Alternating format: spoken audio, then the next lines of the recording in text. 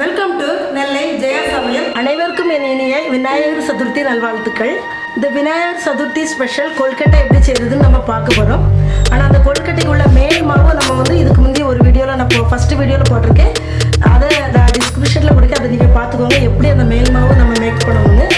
அந்த மேல் மாவு நம்மளுக்கு கரெக்டாக வந்தால் தான் அந்த கொழுக்கட்டை நல்லா கரெக்ட் பதத்துக்கு நம்மளுக்கு வரும். நான் மேல் மாவு ரெடி பண்ணி வச்சுருக்கேன்.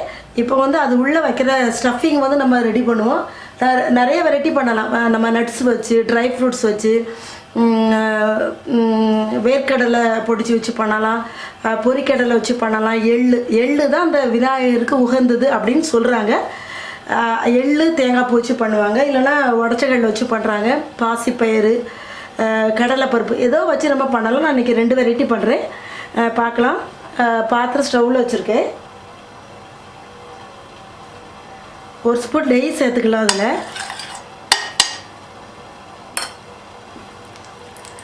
1/2 கப் தேங்காய் துருவல் எடுத்திருக்கேன். அதை லைட்டாக அந்த நெய்யில் நம்ம வறுத்துக்கலாம்.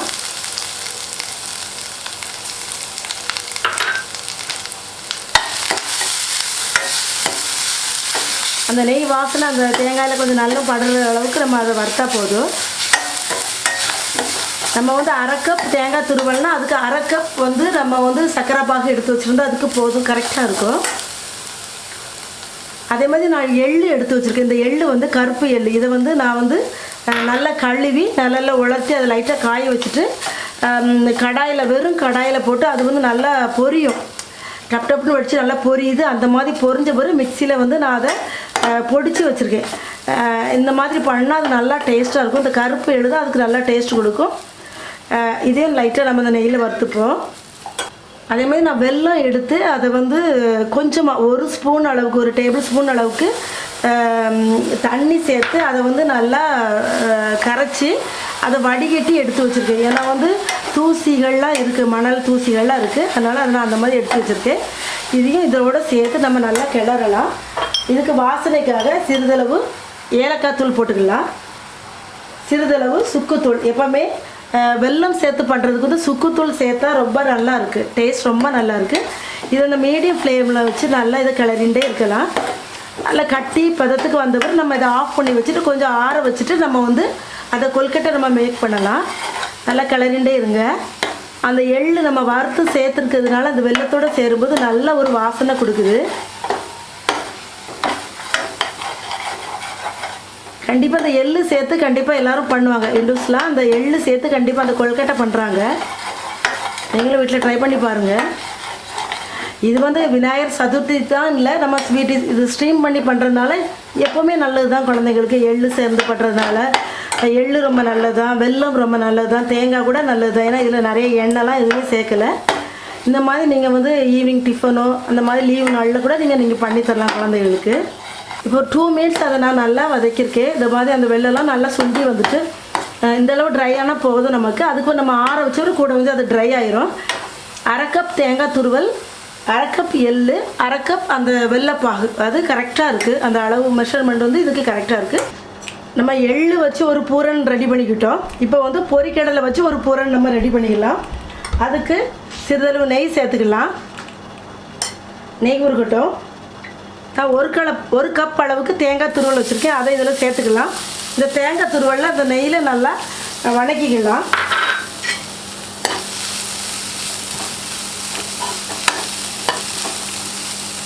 ரொம்ப கலர் சேஞ்ச் ஆக வேண்டாம், கொஞ்சம் அந்த நெய்யில் நல்லா அது வந்து அந்த ஈரத்தன்மைலாம் போகிற அளவுக்கு நம்ம வணக்கிக்கிட்டால் போதும்.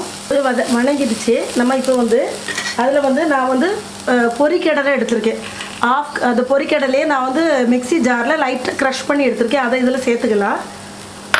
ரொம்ப பவுடராக பண்ணணும்னு இல்லை, லைட்டாக க்ரஷ் பண்ணி இதை சேர்த்துக்கலாம்.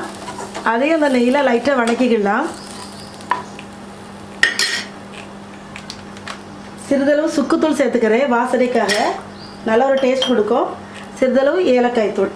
நீங்கள் இந்த பொரிக்கடலைக்கு பதிலாக வேர்க்கடலை வறுத்து அதை க்ரஷ் பண்ணி நீங்கள் சேர்த்துக்கலாம், ரொம்ப நல்லாயிருக்கும். இல்லைனா ட்ரை நட்ஸு, பாதாம், முந்திரி அதெல்லாம் நம்ம வறுத்து அதை இதோட க்ரஷ் பண்ணி சேர்த்துக்கலாம், அதுவும் ரொம்ப நல்லாயிருக்கும். இதுக்கு வந்து நான் 1 கப் தேங்காய் துருவல், 1/2 கப் அந்த பொரிக்கடலுடைய மிக்ஸு, தென் 1/2 கப் வந்து அந்த வெள்ளைப்பாகு. அந்த வெள்ளைப்பாகு நான் வந்து ஆல்ரெடி எடுத்து வச்சுருந்தேன். அதை கரைச்சி தூசியெல்லாம் வடிகட்டி எடுத்து வச்சுருந்தேன். அதையும் இதோடு கலந்து நல்லா மிக்ஸ் பண்ணிப்போம். இதுக்கு 1/2 கப் வெள்ளைப்பாகு கரெக்டாக இருக்கும் நமக்கு. இதோடு கலந்து இது நல்லா மிக்ஸ் ஆகிட்டோம். அந்த வெல்லம் சேர்த்து நம்ம வந்து ஒரு 2 மினிட்ஸ் நல்லா கிளறிட்டோம். அது இதோடு நல்லா சேர்ந்துட்டு இந்த அளவு இருந்தால் போதும் நமக்கு. அதுக்கு நம்மளுக்கு கொஞ்சம் அதை ஆற வச்சுனவர் நம்மளுக்கு உள்ள ஸ்டஃபிங் வைக்கிறதுக்கு அது திட்டமாக இருக்கும். இப்போ இது ஆறிட்டு அதுக்கு நம்ம கொழுக்கட்டை மேக் பண்ணலாம். இப்போ வந்து நம்ம அந்த பூரன் ரெடி பண்ணி வச்சுருந்தோம். ஒன்று வந்து பொரிக்கடலை தேங்காய் வெல்லம், ஒன்று வந்து எள்ளு தேங்காய் வெல்லம், இன்னொன்று வந்து நார்மலாக தேங்காய் சீனி வச்சு ஒரு நார்மல் கொழுக்கட்டை. 3 வகை கொழுக்கட்டை நம்ம இப்போ பண்ண போகிறோம். இதுக்கு வந்து நான் மேல் மாவு ரெடி பண்ணி வச்சுருக்கேன். ஆல்ரெடி ஒரு வீடியோ நான் ஃபஸ்ட் வீடியோ உங்களுக்கு போட்டிருக்கேன். இதான் மேல் மாவு. நல்லா பாருங்க நல்லா சாஃப்டாக நல்லா நம்ம அது ரெடி ஆயிடுச்சு. நீங்கள் அந்த வீடியோ உங்களுக்கு நான் அந்த லிங்க் வந்து நான் டிஸ்கிரிப்ஷனில் கொடுக்க நீங்கள் பார்த்துக்கோங்க. இந்த மேல் மாவை நம்ம வந்து எப்படி ரெடி பண்ணி அந்த பூரன் உள்ள ஸ்டஃப் பண்ணணுங்கிறத நம்ம பார்ப்போம். அதே அச்சு எல்லா கடைகள்லையும் கிடைக்கும். நீங்கள் இந்த அச்சு வச்சு தான் பண்ணணுங்கிறதுல மோல்டு வச்சு தான் நீங்கள் வெறுமனை உருண்டையாக தட்டி உள்ள ஸ்டஃப் பண்ணி கூட பண்ணலாம். இப்போ ஃபஸ்ட்டு இது நான் இதில் பண்ணி காமிக்க. இது வந்து சின்ன அச்சுங்கிறனால கொஞ்சம் மாவு எடுத்தால் போதும். சின்ன சைஸ் மாவு எடுத்தால் போதும். இவ்வளோ அளவு எடுத்து அதை உள்ளே வச்சுட்டு எல்லா பக்கமும் அதை நல்லா அப்படி தள்ளி விட்டுருங்க. அந்த எட்ஜஸ்லாம் நல்லா ஒட்டணும். அப்போ தான் அதோடைய ஷேப்பே நமக்கு விடும். நல்லா இந்த மாதிரி இங்கே பாருங்கள், இந்த மாதிரி அதை நல்லா எல்லா இடமும் நல்லா தள்ளி வச்சுக்கோங்க. வச்சுட்டு நம்ம மிக்ஸ் பண்ணி வச்சுருக்கோம்ல அந்த பூரன், அந்த எள்ளு பூரனில் ஒரு சின்ன சைஸ் இந்த அளவு அதை எடுத்து உள்ளே வச்சு அதை நல்லா அமுக்கி விட்டுட்டு மறுபடியும் அதை க்ளோஸ் பண்ணணும்ல, அதுக்கு ஒரு சின்ன சைஸ் மாவு அப்படி உருண்டி எடுத்து இந்த மாதிரி அதில் வச்சு நல்லா அழுத்தி விட்ருங்க. நல்லா அழுத்தி விட்ருங்க. இந்த மாதிரி நல்லா அழுத்தி விட்டுட்டு நம்ம அதை ஓப்பன் பண்ணால் அந்த அச்சு ஷேப்லேயே நமக்கு கிடைக்கும். இந்த பாருங்கள், இதே மாதிரி கிடைக்கும். இந்த மாதிரி ஷேப்பில் நமக்கு கிடைக்கும். இந்த மாதிரி எல்லாத்தையும் நம்ம பண்ணிக்கலாம். இன்னொன்று நம்ம பண்ணிக்கலாம். பாருங்கள், இதே மாதிரி நல்லா மாவை கொஞ்சமாக எடுத்து நல்லா எல்லா எட்ஜஸும் படும்போது நல்லா அழுத்தி விட்டுருங்க. அதுமாதிரி சின்ன சைஸு, ரொம்ப சின்ன சைஸாக நம்ம அந்த எள்ளு பூரணை எடுத்து உள்ளே அழுத்தி வச்சுட்டு அதே மாதிரி கொஞ்சமாக மாவு உருட்டி அந்த இதை வந்து எட்ஜை நம்ம அந்த ஹோல்ஸை வந்து நம்ம மூடிடணும். மூடி திருப்பியுமா நல்லா விரலை வச்சு நல்லா அழுத்தி விட்ருங்க. அப்போ தான் அந்த ஷேப் நமக்கு நல்லா கிடைக்கும். இந்த மாதிரி நல்லா அழுத்தி விட்டுட்டு இதை அப்படியே எடுத்துடுங்க. மேலே உள்ள எக்ஸஸ் மாவெல்லாம் அந்த மாதிரி நம்ம எடுத்துடலாம். அப்படி எடுத்துட்டு இதை மெல்லமாக நம்ம பிரித்த உடனே நமக்கு வந்து அந்த ஷேப்போடு நமக்கு கிடச்சிவிடும். பாருங்கள், அழகான ஒரு ஷேப் நம்மளுக்கு கிடச்சிருக்கு. இதையும் வச்சுக்கலாம். இன்கேஸ் உங்களுக்கு இந்த அச்சு இல்லைன்னா நீங்கள் அதை வந்து நீங்கள் எப்படி பண்ணணுன்னா திரும்பியுமா நீங்களும் இதே மாதிரி ஒரு சின்ன உருண்டை மாவு எடுத்துக்கோங்க. கையில் லைட்டாக எண்ணெயோ நெய்யோ தடவிக்கோங்க. இந்த மாதிரி தடவிக்கிட்டு இந்த மாதிரி கோல் பண்ணிக்கோங்க. வெடிப்புலாம் இல்லாமல் கோல் பண்ணிக்கோங்க. ஏன்னா இந்த மாவு நம்ம இந்த ப்ராசஸில் இதே மெஷர்மெண்ட்டில் பண்ணால் நம்மளுக்கு ஹோல்ஸே வராது. இந்த மாதிரி நல்லாத இந்த மாதிரி பண்ணிக்கோங்க. ஒரு கிண்ணம் மாதிரி நம்மளுக்கு வந்துடுது. அதுக்கு பிறகு நம்ம வந்து அதை மிக்ஸ் பண்ணி வச்சுருக்க அந்த பூரனில் கொஞ்சமாக உள்ளே வச்சுட்டு இப்படி நம்ம அதை க்ளோஸ் பண்ணிக்கணும்.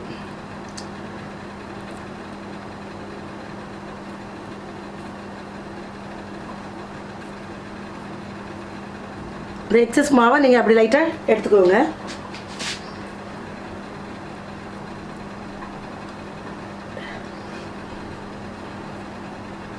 இப்படியும் நம்ம பண்ணலாம் கொழுக்கட்டை.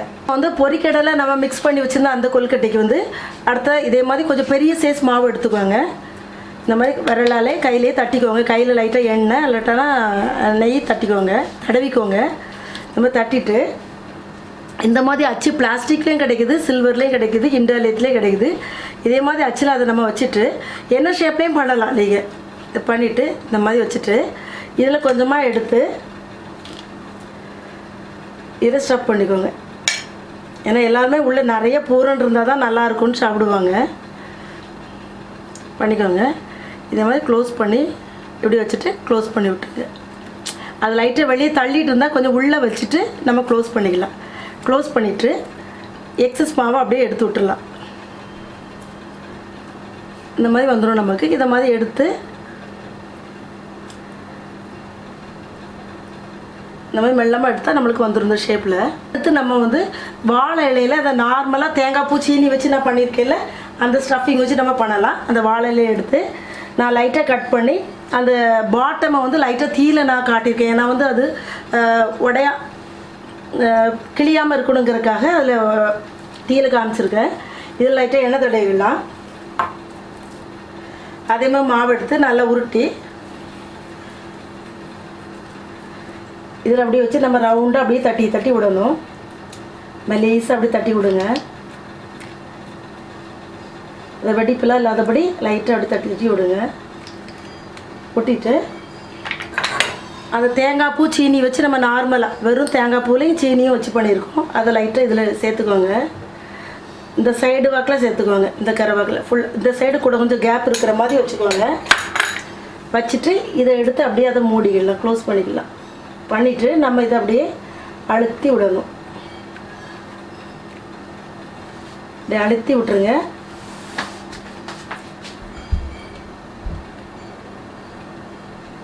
நல்லா க்ளோஸாக இருக்குல்ல, நம்ம அழுத்தி விட்டுருங்க. இப்படியே வச்சு நம்ம வந்து வேக வச்சுக்கலாம். அதை இன்னொன்று பண்ணலாம். அதே மாதிரி நெய் தடவிக்கலாம். மாவு எடுத்துக்கலாம்.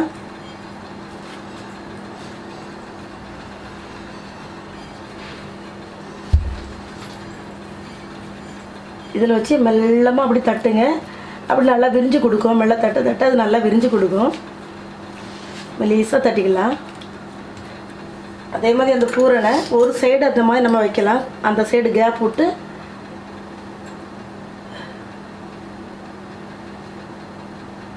இந்த மாதிரி வச்சுக்கோங்க. வச்சுட்டு இந்த சைடு எடுத்து அப்படியே க்ளோஸ் பண்ணிக்கலாம். அதை இந்த மாதிரி க்ளோஸ் பண்ணிக்கோங்க. க்ளோஸ் பண்ணிட்டு இந்த ஷேப்பை அப்படி லைட்டாக அழுத்தி விட்ருங்க. ஏன்னா அந்த எட்ஜஸ் மூடணும்ல நமக்கு, அதுக்காக லைட்டாக இந்த மாதிரி அழுத்தி விட்டுக்கோங்க. இதே மாதிரி நம்ம வேக வச்சு எடுக்கலாம்.